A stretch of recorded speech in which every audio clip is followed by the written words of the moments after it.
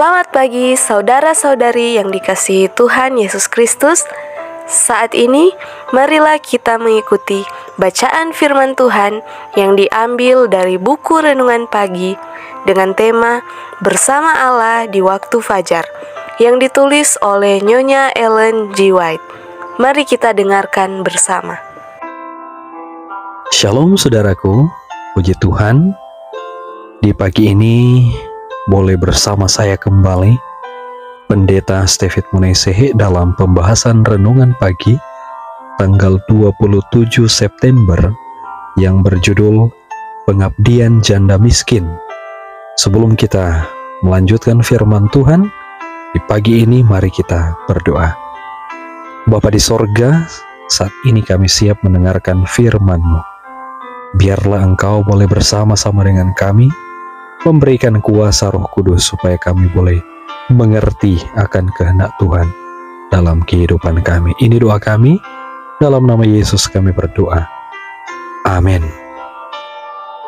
Ayat tema kita terdapat dalam Lukas 21 ayat 3 dan 4. Firman Tuhan berkata, "Lalu ia berkata, Aku berkata kepadamu, sesungguhnya janda miskin ini memberi lebih banyak daripada semua orang itu, sebab mereka semua memberi persembahannya dari kelimpahannya, tetapi janda ini memberi dari kekurangannya, bahkan ia memberi seluruh nafkahnya." Penjelasan: yang kaya telah memberikan dari kelimpahan mereka. Kebanyakan dari mereka dipandang dan dihormati oleh manusia. Pemberian mereka yang besar itu tidak merampas kesenangan ataupun kemewahan dari mereka. Pemberian itu tidak menuntut pengorbanan dan tidak dapat dibandingkan dalam nilainya dengan duit perempuan janda itu. Motiflah yang menentukan keikhlasan perbuatan kita, menodainya dengan kehinaan ataupun dengan nilai akhlak yang tinggi.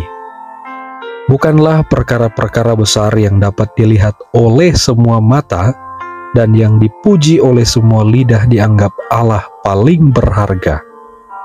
Kewajiban kecil yang dikerjakan dengan gembira, pemberian kecil yang diberikan bukannya dengan sikap pertunjukan, dan yang pada pemandangan manusia mungkin kelihatan tidak berharga, sering berdiri paling tinggi pada pemandangannya.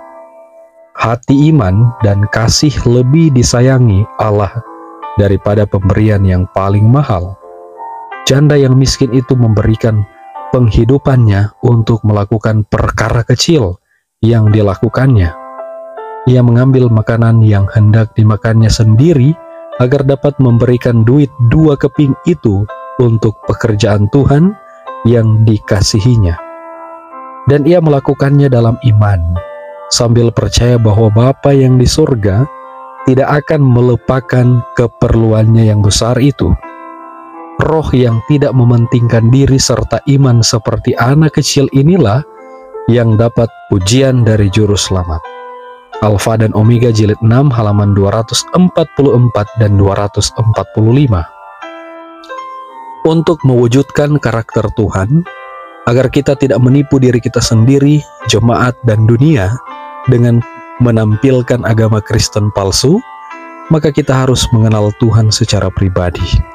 Jika kita memiliki persekutuan dengan Tuhan, kita adalah pelayannya, meskipun kita mungkin tidak pernah berkhotbah kepada jemaat.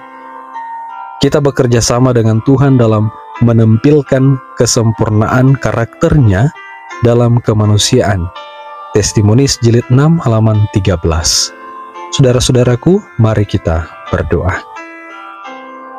Bapa di sorga, biarlah di saat kami membaca dan merenungkan firman Tuhan, kami boleh belajar sedikit dari firman-Mu di pagi ini.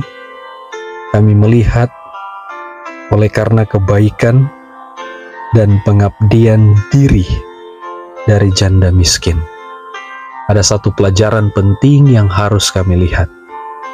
Biarlah kami dimampukan untuk memahami pemberian yang terbaik dari diri kami.